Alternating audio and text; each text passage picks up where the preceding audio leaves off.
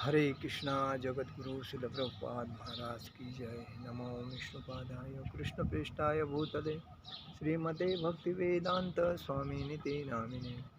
नमस्ते सारस्वती देवे गौरवाणी प्रचारणे निर्विशेष शून्यवादी पाश्चात्य देशतारिणे। जय श्री कृष्ण चैतन्य प्रभु नित्यानंद श्री अद्वैत गदाधर शिवासादि गौर भक्तवृंद। हरे कृष्ण कृष्ण कृष्ण हरे हरे, हरे राम राम राम हरे हरे। जगत गुरु शिल प्रभुपाद महाराज की जय। परम पूज्य लोकनाथ स्वामी महाराज की जय। निताय गौर प्रेमानंदे हरि हरि बोल।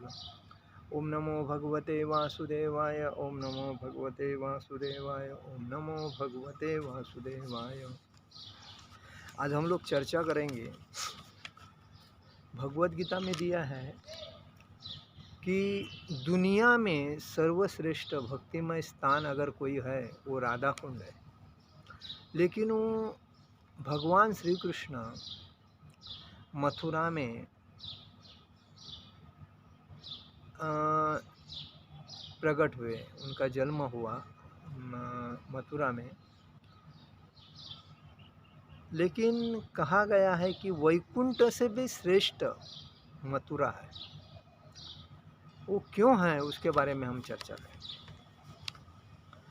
वैकुंठ जनितो वरा मधुपुरी तत्रापि रसोत्सवात् वृन्दारण्यमुदार पानिरमणा त्रताभि गोवर्धनः। राधाकुण्डमिहापि गोकुलपते प्रेमामृता प्लावनात् कुर्यादस्तविराजतो गिरितटे सेवा विवेकिनकात्। मथुरा दिल्ली से 2 घंटा पहले आता है। मथुरा जो है वो वैकुंठ से, मतलब मथुरा नाम पवित्र स्थान, आध्यात्मिक दृष्टि से वैकुंठ से भी श्रेष्ठ मथुरा है। देखिए, हम लोग बोलते हैं भक्ति करने के बाद वैकुंठ प्राप्त होगा, ये वैकुंठ में गया, ऐसा बोलते हैं। लेकिन भक्ति करने के बाद व्यक्ति, कहा जाता है मानव 84 लाख योनि के बाद मनुष्य को ये मानव शरीर मिला है। और मानव शरीर मिला है किसके लिए मिला है? तो पूर्ण टाइम उसने भक्ति करना चाहिए, क्योंकि 84 लाख योनि में 80 लाख योनि खाली वो घूमता रहा हर योनि में। लेकिन 4 लाख मनुष्य योनि जो है, वही योनि में मनुष्य रूपी, मानव रूपी शरीर में वो भक्ति कर सकता है। क्योंकि आहार निद्रा भय मैथुन ये प्राणी करते हैं, वैसा मनुष्य भी करता है, आहार निद्रा भय मैथुन। लेकिन भगवान ने इसके व्यतिरिक्त मनुष्य को बुद्धि भी प्रकट की है। लेकिन बाकी जानवर, कोई प्राणी पशु, उनको बुद्धि नहीं रहती है, वो आहार निद्रा भय मैथुन में ही तृप्त रहते हैं। लेकिन मनुष्य को बुद्धि देने के वजह से वो सोच सकता है मुझे क्या करना है, मैं क्या कर सकता हूँ, और किधर अच्छा क्या है बुरा क्या हो सकता है। जानवर नहीं सोच सकता है, कोई भी देखे जानवर को, जैसा तुम बोलोगे वैसा वो करेगा, वरना नहीं। लेकिन मनुष्य को जो बुद्धि दिया, उस बुद्धि के वजह से वो अपना स्वर्ग या नरक ढूंढ सकता है। मतलब भगवत धाम जाना है व नरक में जाना है, तो ये बुद्धि भगवान ने मनुष्य को दिया। इसीलिए बोलते हैं कि मनुष्य जीवन एक ही बार मिलता है, बार बार नहीं मिलता है। योनि में कोई भी जा सकते हो, उसके लिए कोई रोक नहीं सकता। लेकिन मनुष्य योनि में जाना है तो पुण्य कमाने के बाद ही मिलता है, वरना नहीं मिलता। इसीलिए कहा गया तुम वैकुंठ में जाओगे या नरक में जाओगे तुम्हारे हाथ में है। तो तुमको किधर जाना है, आप क्या सोचते हैं आपके जीवन में कहाँ जाने का है, वो सोचने का काम हमारा है। तो इसीलिए कहा है कि लोग बोलते हैं वैकुंठ में भगवान रहते हैं, तो वैकुंठ से भी श्रेष्ठ मथुरा है। क्योंकि मथुरा में भगवान श्री कृष्ण का जन्म हुआ, प्रकट हुए मथुरापुरी में। और मथुरा से भी श्रेष्ठ वृंदावन है, क्योंकि वृंदावन में भगवान श्री कृष्ण गोपियों के साथ नृत्य लीला करते थे, गाया चराते थे, और वही आनंद है। और भगवान अपने पैरों से, चप्पल नहीं थी, खाली पैरों से वृंदावन पूरा घूमते थे, और 9 लाख गाय पूरे वृंदावन में घूमते थे। और इसीलिए मथुरापुरी से भी श्रेष्ठ वृंदावन है। वो दिव्य वन है वृंदावन, ये दिव्य वन है, और इसीलिए वो श्रेष्ठ, क्योंकि भगवान श्री कृष्ण ने उसमें रास लीलाएँ रचाई थी इसीलिए। और वृंदावन से भी श्रेष्ठ, वृंदावन से भी श्रेष्ठ गोवर्धन है। गोवर्धन श्रेष्ठ क्यों है? वृंदावन से गोवर्धन पर्वत श्रेष्ठ क्यों है? क्योंकि गोवर्धन पर्वत जिधर है उधर भगवान जब थे तभी इंद्रदेव ने बरसात बहुत बरसाई थी गुस्से में आके, क्योंकि नंद महाराज ने उनकी पूजा नहीं की थी, और उसको अहंकार हुआ, ये मेरा हर साल में पूजा करते थे, इस साल में मेरी पूजा नहीं किया, आज मैं पूरी नगरी डुबा देता हूँ। तो उसको अहंकार हुआ। लेकिन भगवान श्री कृष्ण तभी 7 साल के थे। तो 7 साल के भगवान ने नंद महाराज से कहा, बाबा वो इंद्र की पूजा क्यों करते हैं? मैं तो भगवान, मैं हूँ, मेरी पूजा करो, मैं भगवान हूँ, वो क्या करता है मैं देखता हूँ। लेकिन नहीं, हम लोग हर साल में करते हैं तो हमको करनी पड़ेगी। नहीं नहीं, उसकी मत करो पूजा, वो तो नौकर है, वो काय को पूजा करने का, ऐसा भगवान बोले। लेकिन नंद महाराज सुना नहीं। तो उसने क्या किया कि बरसात इतनी बरसाई, उसके बाद भगवान ने क्या किया, अपने जो गोपियाँ थी और जो रहिवासी थे उधर के, उनको अब जहाँ जीवन गाय थे, सब प्राणी वगैरह थे, उनका जीवन बचाने के लिए उन्होंने गोवर्धन पर्वत को अपने दाएं उंगली के नाखून के ऊपर उठाया, और सभी अपने प्रेम में ही मतलब गोवर्धन, क्योंकि भगवान श्री कृष्ण ने अपने हाथ में उठाया था और सबकी रक्षा की थी, और इसीलिए गोवर्धन पर्वत वृंदावन से भी श्रेष्ठ है। और गोवर्धन पर्वत से श्रेष्ठ क्या है? गोवर्धन पर्वत से श्रेष्ठ सबों में परम श्रेष्ठ, मतलब दुनिया में ऐसा कोई स्थान नहीं है कि उससे श्रेष्ठ कोई स्थान नहीं है, भगवान ने कितने भी लीला करे। तो गोवर्धन से भी श्रेष्ठ राधा कुंड है। और राधा कुंड क्यों है? क्योंकि यह गोकुल के स्वामी भगवान श्री कृष्ण के अमृतमय प्रेम के आप्लावित रहते थे।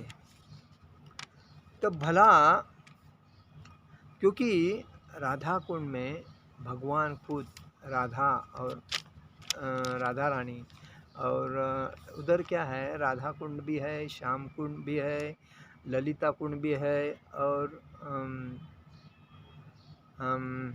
विशाखा कुंड भी है। ये चारों कुंड है, और वो राधा रानी का स्वरूप है राधा कुंड। और ये पूरे दुनिया में राधा कुंड को सबसे श्रेष्ठ माना गया है, उससे श्रेष्ठ इस दुनिया में कोई स्थान ही नहीं है। और इसीलिए वहाँ जब भी कोई आदमी जाता है तो स्नान करता है, लेकिन प्रथमतः उस कुंड को नमस्कार करता है। दंडवत नमस्कार करने के बाद पंचम नमस्कार करने के, साक्षात राधा रानी है उधर, किधर? राधा कुंड में। साक्षात श्याम कुंड में राधा कृष्ण भगवान है, तो ये साक्षात है, और उससे बेटर कोई नहीं। इसीलिए कहा गया है कि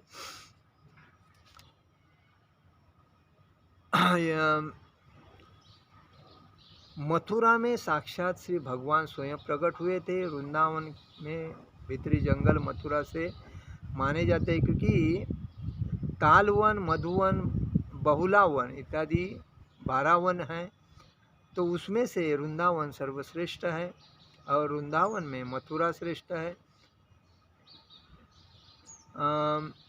वृंदावन का आंतरिक वन मथुरा से श्रेष्ठ है, और वनों से भी श्रेष्ठ गोवर्धन पर्वत है, क्योंकि भगवान श्री कृष्ण ने उधर देवताओं के राजा इंद्र द्वारा क्रुद्ध होकर मूसलधार वर्षा से अपने संगी ब्रजवासियों की रक्षा की थी। और अपने कमल सदृश सुंदर हाथ से छाते की तरह छाते की तरह ये गोवर्धन पर्वत को भगवान श्री कृष्ण ने उठाया था। और गोवर्धन पर्वत पर से भगवान श्री कृष्ण ने अपने गोप मित्रों के साथ गाय चराए थे। वहाँ पर वे अपनी प्रियतमा से राधा से मिला करते थे और उसके साथ प्रेममय लीला करते थे। गोवर्धन पर्वत की तलहटी पर स्थित राधा कुंड है, इन सबों से श्रेष्ठ है राधा कुंड, क्योंकि वही स्थान है जहाँ भगवान श्री कृष्ण का प्रेम उफल न था रहता था। उच्च कोटि के भक्त राधा कुंड में निवास करना अधिक पसंद करते हैं, क्योंकि यह स्थान भगवान श्री कृष्ण तथा राधा रानी के पारंपरिक सनातन प्रेम व्यापार की अनेक स्मृतियाँ मतलब रतिविलास का स्थल है। इसीलिए वहाँ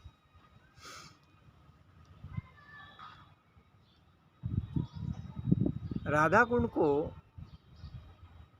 स्थान का पता तभी नहीं था। चैतन्य महाप्रभु जब 550 साल आए थे धरती पे, तभी उनको मालूम नहीं था कि राधा कुंड कहाँ है, लेकिन उन्होंने ढूंढ निकाला था। तभी छोटा सा एक तालाब था, लेकिन उसको उन्होंने अच्छी तरह खोद के उनका पानी स्वच्छ करके उनको चारों तरफ से अच्छी तरह बांध के एकदम बड़ा करके आज वो राधा कुंड हो गया। और वो इसीलिए कहा गया है क्योंकि वो भगवान राधा और कृष्ण के प्रेम का प्रतीक है राधा कुंड। और उधर प्रेम का पूर्णता, नृत्य, प्रेम, मिलना जुलना सब। और अभी भी भगवान राधा कुंड में जब रघुनाथ दास गोस्वामी जब उधर उनकी पर्णकुटी है, तो वहाँ भजन कुटीर है उधर, तो वहाँ जब भक्ति करते थे तो वो क्या करते थे, भक्ति में तल्लीन रहते थे। तो उनको खाने का पीने का मतलब किसी का ये नहीं रहता था, सुध बुध नहीं, वो खाली भगवान के नाम में प्रसन्न रहते थे। तो ऐसे में एक दिन क्या हुआ था, वो धूप में एकदम गर्मी में भगवान का नामस्मरण कर रहे थे। और तभी राधा रानी ने देखा कि ये भक्त नाम स्मरण में तल्लीन है, उसको भूख लगी है, प्यास लगी है, गर्मी हो रही है, धूप लगी है, किसी का भय पता नहीं। तो राधा रानी ने और आके अपना ये जो पदर रहता है वो उसके ऊपर छाव बना के ऐसी रखी, और वो नीचे अपने धुन में है। राधा रानी ने उनको छाव दिया, और वो जब सूरज ढल गया तो राधा रानी उधर से निकल गई। तो ये चीज़ किसने देखा था, सनातन गोस्वामी ने देखा। अरे हम भगवान की भक्ति करने के लिए इधर आए हैं और भगवान हमारी सेवा कर रहा है, तो ये क्या है। उन्होंने उसको बताया कि देखो आप इधर बैठ के ऐसा मत करो नामस्मरण, आप किधर एक जगह पे बैठ के करो, क्योंकि आप उस जगह पे बैठ के अगर करोगे तो कम से कम आप सिक्योर रहेंगे। आप इधर उधर किधर भी बैठ के अगर भक्ति करते हो तो फिर भगवान आपके पीछे ध्यान रखते हैं। तो एक दिन ऐसा ही हुआ था, जब वो तालाब के बाजू में बैठे और भजन कर रहे थे, तभी उधर ये अपने भजन में मग्न हैं, उनको कोई पता नहीं, और बाजू में 2 शेर आके पानी, और ये शेर को देखा भगवान श्री कृष्ण ने। भगवान श्री कृष्ण ने देखा, अरे मेरा भक्त उधर भजन कर रहा है और ये शेर जा रहा है, अगर ये शेर जाके मेरे भक्त को कुछ करेंगे तो भगवान लट्ठी लेके उधर खड़े रह गए। शेर ने क्या किया, उनको तो मालूम है भगवान को, ये तो पी के और निकल जाएंगे, इधर नहीं देखेंगे उधर। उन्होंने दोनों शेर ने पानी पिया, उनके ऊपर देखा नहीं वो गा रहे हैं भजन कर रहे हैं। शेर पानी पी के दोनों साथ अपने निकल गए। और तभी ये भी चीज़ सनातन गोस्वामी ने देखा। तो सनातन गोस्वामी रघुनाथ गोस्वामी के ऊपर गरम हो गए थोड़े और बोलने लगे, क्या कर रहे हो, क्या कर रहे हो आप? भगवान के नामस्मरण में दंग रहते हैं, आपकी सेवा भगवान खुद आते हैं करने के लिए, तो कम से कम आपका ख्याल करो, कुटीर भजन कुटीर में बैठ के भजन करो। तभी उन्होंने भजन कुटीर बना के उसके अंदर बैठ। तो ये हकीकत है, ये राधा कुंड जो है इस दुनिया में सबसे श्रेष्ठ स्थान अगर कोई भक्ति का है तो वो राधा कुंड है। और इसीलिए कहा गया जो राधा कुंड में रह के भक्ति करता है वो साक्षात भगवान के चरण में भक्ति करता है। इसीलिए राधा कुंड सबसे श्रेष्ठ है। और इसीलिए हर व्यक्ति को इस दुनिया में अगर जीवन जी रहा है मनुष्य जीवन, तो उसने राधा कुंड में जाके राधा कुंड में स्नान करना चाहिए। स्नान करके खुद को भक्ति में समर्पित करना चाहिए, और भक्ति में समर्पित करने के बाद ही उसको अच्छा मतलब एक भक्ति का आनंद मिलेगा, वरना जीवन व्यर्थ हो जाएगा। इसलिए कभी भी व्यक्ति ने अगर वृंदावन में आते हैं तो एंजॉय करने के लिए नहीं आना चाहिए, एंजॉय करने के लिए नहीं आना चाहिए, भक्ति करने के लिए आना चाहिए। आजकल लोग क्या है, पैसा मिलने के बाद उनको लगता है इधर एंजॉय करेंगे उधर एंजॉय करेंगे, हनीमून करने के लिए आ रहे हैं, घूमने के लिए आ रहे हैं। ये घूमने का स्थान नहीं है। वृंदावन ये जो स्थान है ये भक्ति करने का स्थान है। भगवान का प्रत्यक्ष भगवान राधा कृष्ण यहाँ स्थायी है, और वो प्रत्यक्ष दिन रात अपने भक्तों की भक्ति का आस्वादन लेते हैं, भक्ति का भक्तों की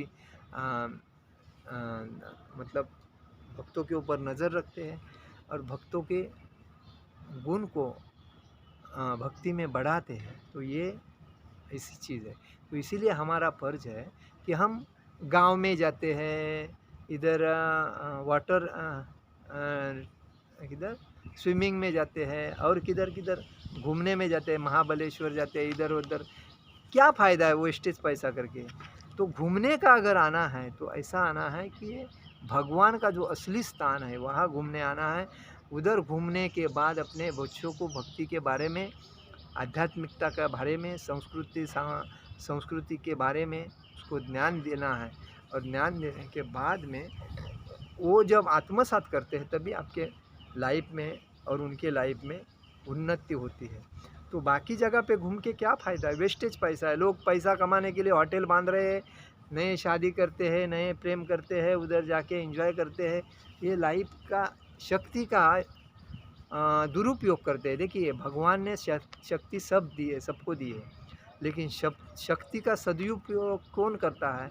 अगर जिसको लाइफ में घूमने की अगर आनंद, घूम के आनंद लेना है, तो भगवान के मंदिर पूरे दुनिया में बहुत है। हर मंदिर में अगर जाके घूमें तो अलग अलग उनको दिखेगा नज़ारा, और उनको कुछ आइडिया आएगा। एक ही जगह पे बार बार जाके क्या फ़ायदा है? गांव में चलो, गांव में चलो, क्या गांव में रखा है?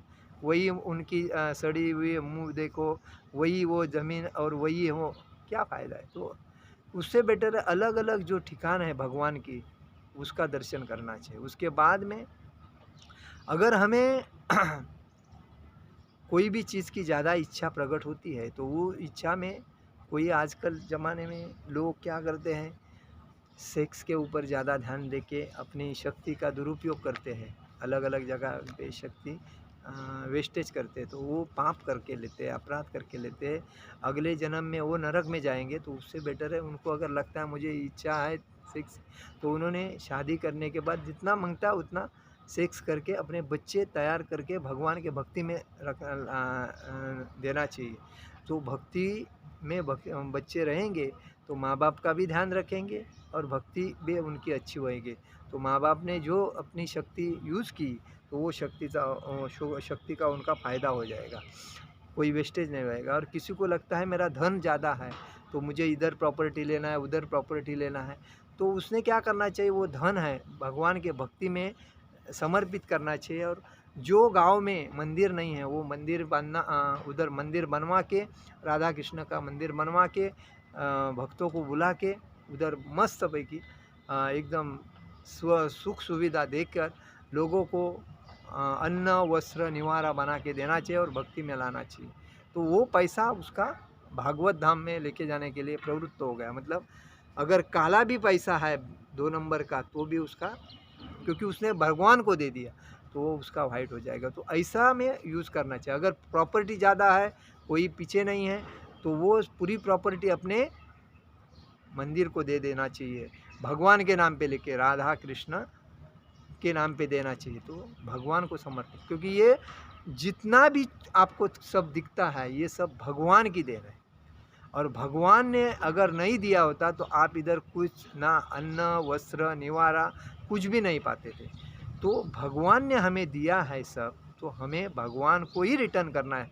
जब आदमी जन्म में आता है तो खाली हाथ आता है, जाने के टाइम पे खाली हाथ जाता है। तो कुछ लेके नहीं आया, कुछ लेके नहीं जाता है, तो हमें अपेक्षा करके क्या फ़ायदा है। आज लोग बोलते हैं नहीं मेरे बच्चे के लिए मैं बना रहा हूँ, मेरे परिवार ना रिलेटिव के लिए, हितचिंतक के लिए, क्या फ़ायदा है, कौन है किसका, कोई नहीं है। तो इसीलिए वो जो हमारे को अगर भगवान ने दिया है अच्छा करके, तो हमारा फ़र्ज बनता है कि वही भगवान को रिटर्न करे, भगवान के नाम में देके।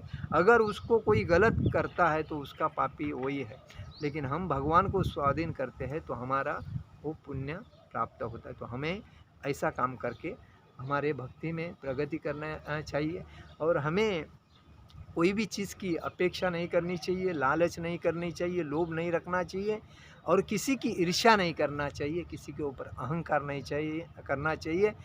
हमें फक्त एक शुद्ध भक्त की तरह जीवन जीना चाहिए और राधा कुंड का आनंद, श्याम कुंड का आनंद, गोवर्धन का आनंद, वृंदावन का आनंद, मथुरा का आनंद लेना चाहिए और जीवन को समर्पित करना चाहिए राधा कृष्ण के भक्ति में। हरे कृष्ण कृष्ण कृष्ण हरे हरे, हरे राम राम राम हरे हरे। जगत गुरु शिल प्रभुपाद महाराज की जय। परम पूज्य लोकनाथ स्वामी महाराज की जय। निताई गौर प्रेमानंदे। हरि हरि बोल।